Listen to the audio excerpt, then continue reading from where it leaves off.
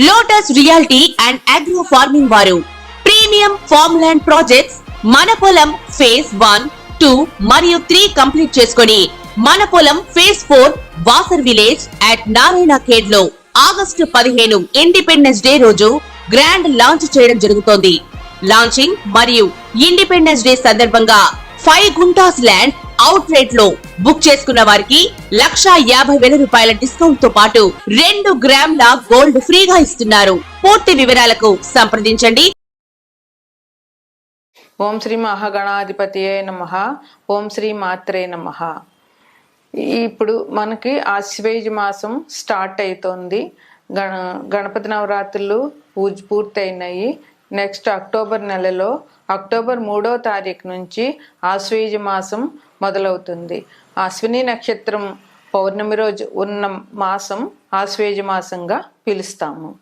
ఆశ్వేజ మాసంలో చాలా చాలా ముఖ్యమైన పండుగలు ఏంటంటే దేవి నవరాత్రులు. గణపతి నవరాత్రులు కంప్లీట్ అయినాయి. ఇప్పుడు దేవి నవరాత్రులు 9 రోజులు మనం నవరాత్రులు చేసుకుంటాం. ఇది చాలా విశేషమైన పండుగని చెప్పవచ్చు.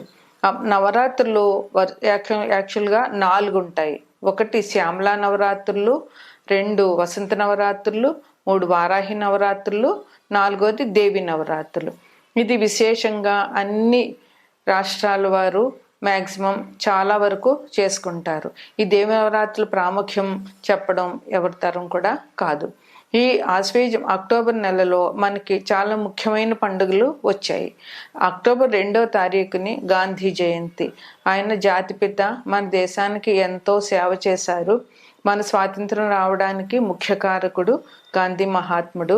ఆయన జయంతి అక్టోబర్ 2వ తారీఖుని మనం చేసుకుంటాము. అక్టోబర్ 3వ తారీఖు నుంచి 12వ తారీఖు వరకు దేవి నవరాత్రులు జరుపుకుంటాము. తర్వాత ముఖ్యమైన పండుగ అట్ల తద్ది 1. అట్ల తద్ది 19/10/2024 అట్ల తద్ది వచ్చింది. ఇది పెళ్లికాని అమ్మాయిలు చేస్తారు, పెళ్ళైన స్త్రీలు చేస్తారు.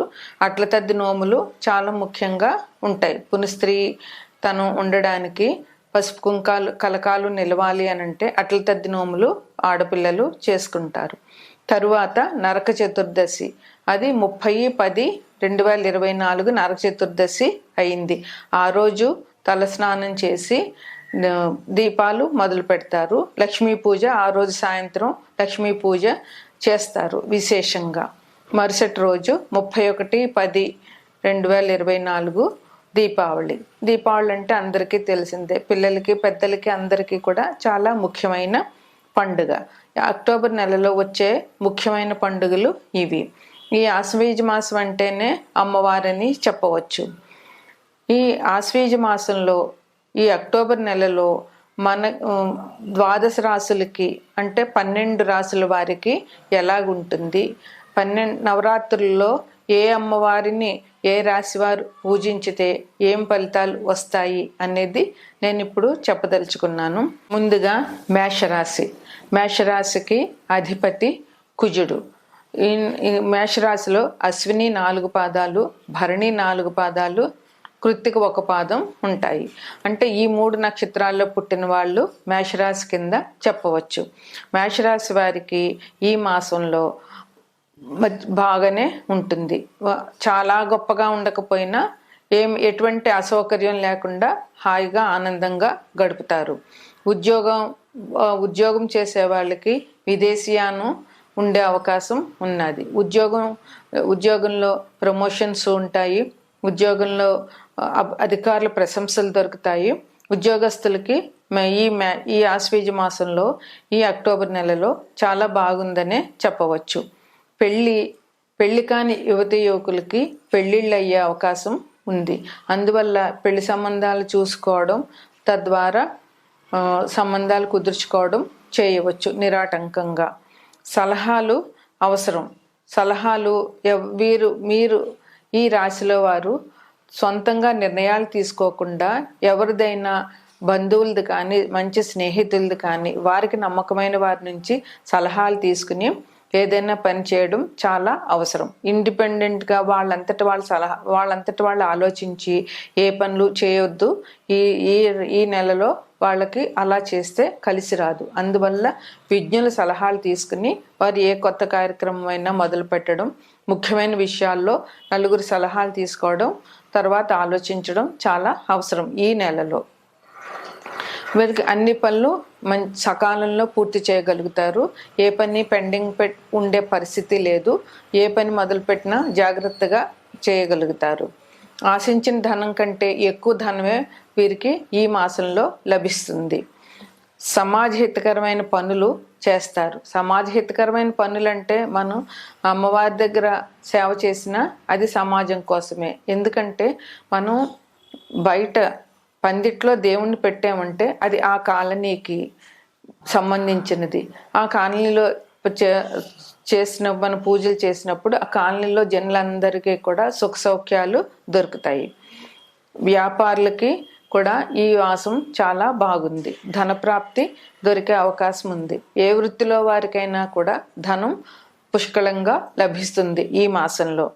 ఉద్యోగ ప్రయత్నాలు చేసేవారికి, కొత్త ఉద్యోగాల్లో ప్రయత్నం చేస్తున్న వారికి ఉద్యోగాలు లభించే అవకాశం ఉంది. వారు చేసే ఉద్యోగ ప్రయత్నాలు ఫలిస్తాయి. మంచి జీతంతో వారికి ఉద్యోగాలు వచ్చే అవకాశం కూడా చాలా ఉంది. అయితే ఈ రాశిలో వారి కింద పనిచేసేవారు కొంత ఇబ్బంది పెట్టే సూచనలు కనిపిస్తున్నాయి కనుక పనివారితో జాగ్రత్తగా ఉండి ఇబ్బంది లేకుండా వాళ్ళని బాగా చూసుకుంటే వాళ్ళు ఇబ్బంది పెట్టకుండా పనిచేస్తారు. మేషరాశి వారు మహిషాసురమర్దిని దేవిని పూజించడం చాలా మంచిది. మేషరాశి వారు మహిషాసురమర్దిని దేవిని పూజించి ఆ రోజు అమ్మవారికి పూజ చేసి అమ్మవారికి గారెలు, పాకం గారెలు, పులిహార నివేదన చేస్తే ఈ రాశి వారికి చాలా మంచి జరుగుతుంది. ఇంకా వీరు సుబ్రహ్మణ్యేశ్వర స్వామిని, ఎందుకంటే అధిపతి కుజుడు కనుక కుజుడు సుబ్రహ్మణ్యేశ్వర స్వామికి దేవుడు కనుక సుబ్రహ్మణ్యేశ్వర స్వామిని పూజించడం, జంటనాగులకి పాలు పోయడము, జంటనాగులకి బెల్లమ్మకి నైవేద్యం పెట్టడం ఈ రాశివారు చేయవలసింది. ఈ మాసంలో ఈ పనులు ఈ దేవీ నవరాత్రులు చేయడం వల్ల వారికి చాలా మంచి జరుగుతుంది. దేవి నవరాత్రులు మనం ఓపిక ఉంటే 9 రోజులు నవరాత్రులు చేయొచ్చు. దానికి అఖండ దీపం పెట్టి, అంటే అఖండ దీపం అంటే మొదటి రోజు పాడ్యమి రోజు ఆశ్వేజ శుద్ధ పాడ్యమి రోజు దీపం వెలిగించితే 10 రోజులు అంటే 9 నవరాత్రులు అయినాక 10వ రోజు విజయదశమి పూజ చేసి పూజను ముగించిన వరకు కూడా ఆ అఖండ దీపం వెలుగుతూనే ఉండాలి. ఈ అఖండ దీపం కూడా ఎవరి ఇంటి ఆనవాయితీని బట్టి వారు పెట్టుకుంటారు. 9 రోజులు చేయలేని వాళ్ళు మూలా నక్షత్రం నుంచి, మూలా నక్షత్రం అంటే సరస్వతీదేవి నక్షత్రం, ఆ రోజు నుంచి విద్యార్థులకి పుస్తకాలు పెట్టి తల్లిదండ్రులు విద్యార్థుల చేత నవరాత్రులు నవరాత్రులు అంటే మూలా నక్షత్రం నుంచి విజయదశమి వరకు పూజ చేయించితే పిల్లలకి విద్యాభ్యాసంలో ఎటువంటి అడ్డంకులు లేకుండా మంచిగా విద్యని పూర్తి చేయగలుగుతారని నమ్మకం. అందువల్ల మూలా నక్షత్రం నుంచి పూజ మొదలుపెట్టి ఆ 4 రోజులు చేసేవాళ్ళు కొందరుంటారు. ఇంకా అంత కూడా ఓపిక లేని వాళ్ళు 3 రోజులు, అష్టమి, దుర్గాష్టమి, మహానవమి, విజయదశమి, ఈ 3 రోజులైనా కనీసం అమ్మవారికి పూజ చేసి తీర్థప్రసాదాలు సమర్పించి పూజ చేయడం అన్నది మనకి వస్తున్న ఆనవాయితీ. ఈ నవరాత్రులు సాధ్యమైనంత వరకు అందరూ చేయాలి. ఈ నవరాత్రులు చాలా కఠినమైనవి, ఎందుకంటే అమ్మవారి కృప ఉండాలి. ఈ నవరాత్రులు చాలా జాగ్రత్తగా చేయాలి. చేయకపోతే కొంచెం ప్రాబ్లమ్స్ కూడా వస్తూ ఉంటాయి. అందువల్ల దేవీ నవరాత్రులు తప్పకుండా చేసి అమ్మవారిని పూజించాలి. అమ్మవారు ఎవరు అంటే శక్తి స్వరూపిణి, అన్నిటికీ ఆమె మనకి ముఖ్యం. ఆమె దయ ఉంటే అన్నీ ఉన్నట్లే. అందువల్ల దేవి నవరాత్రులు సాధ్యమైనంత వరకు అందరూ చేయడం, ఒకవేళ ఇంట్లో చేయలేని వాళ్ళు ఇక్కడ గణపతిని ఎలాగ నిలబెడుతున్నామో పందిట్లో, అలాగ కొంతమంది పందిట్లో అమ్మవారిని నిలబెట్టి 9 రోజులు పూజ చేస్తారు, ఉదయము సాయంత్రము. అలాగ అక్కడికి వెళ్ళైనా సరే పూజ చేయించుకుంటే అందరికీ చాలా శుభం జరుగుతుంది. ఇప్పుడు మనం 12 రాశులకి అంటే 12 రాశులకి అక్టోబర్ నెలలో ఆశ్వీజ మాసంలో ఎటువంటి ఫలితాలు ఉంటాయి, ఏ రాశి వారు ఏ అమ్మవారు అవతారాన్ని పూజించాలి అనేది మనం చెప్పుకుందాం.